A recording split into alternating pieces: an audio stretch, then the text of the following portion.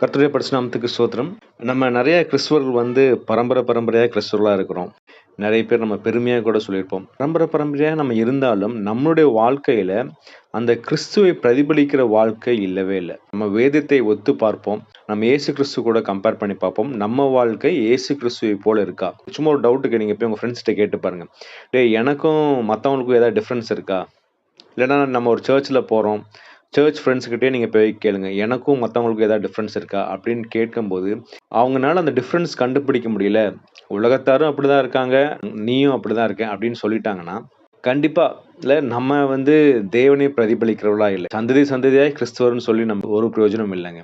நம்ம கிறிஸ்தவர்னா என்ன பண்ணணும்னு சொல்லி பவுல் அழகா கொரிந்தியருக்கு சொல்லியிருப்பார். நீங்க பார்த்தீங்கன்னா 2 கொரிந்தியர் 5:17 இப்படி இருக்க ஒருவன் கிறிஸ்துவுக்குள்ள இருந்தால் புது சிருஷ்டியா இருக்கிறான். பழையவைகள் ஒழிந்து போயின எல்லாம் புதிதாயின. நம்ம கடவுளுக்குள்ள இருந்தோம்னா பழைய மனுஷன் இல்லையா? அதாவது நம்ம இயேசு கிறிஸ்துவ நம்ம பிறந்ததுனால நம்ம கிறிஸ்தவர்கள் கிடையாது. நம்ம சொந்த இரட்சகரா ஏற்றுக்கொண்டதுக்கு அப்புறம் நம்முடைய அந்த பழைய பாவ வாழ்க்கையில இருந்து கொண்டிருக்கிறோமா? இல்லை அந்த பாவத்தை வெறுத்து நம்ம தேவனுக்கு பிரியமாய் வாழ்ந்து கொண்டிருக்கிறோமா? பவுல் அழகா சொல்றாரு இல்லையா? எப்போ நம்ம புது சிருஷ்டியா மாறணும்னா 2 வசனங்கள் நம்ம பார்க்கலாம். 2 கொரிந்தியர் 5:9 நீங்க வாசிச்சீங்கன்னா, அது நிமித்தம் நாம் சரீரத்தில் குடியிருந்தாலும் குடியிராமற் போனாலும் அவருக்கு பிரியமாய் இருக்கிறதையே நாடுகிறோம். நம்ம இங்க இருந்தாலும் சரி, ஹெவனுக்கு போனாலும் சரி, நம்ம யாருக்கு பிரியமா இருக்கணுமா? இயேசு கிறிஸ்துவுக்கு பிரியமா இருக்கணுமா? அது நம்ம செய்றோமா? இந்த உலகத்துல இருக்கும்போது நம்ம சரீரத்துல தான் குடியிருக்கிறோம். நம்ம எல்லாரும் இந்த உலகத்துல தான் இருக்கோம்.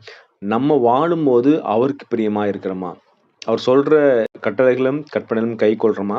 இல்ல சும்மா ஏதோ சடங்காச்சாரமாய் நான் சண்டே சர்ச்சுக்கு போறேன், நான் காணிக்கை கொடுக்கிறேன், நான் ஃபெலோஷிப் மீட்டிங்ல கலந்து கொள்றேன், நான் பிரேயர் மீட்டிங்ல கலந்து கொள்றேன்.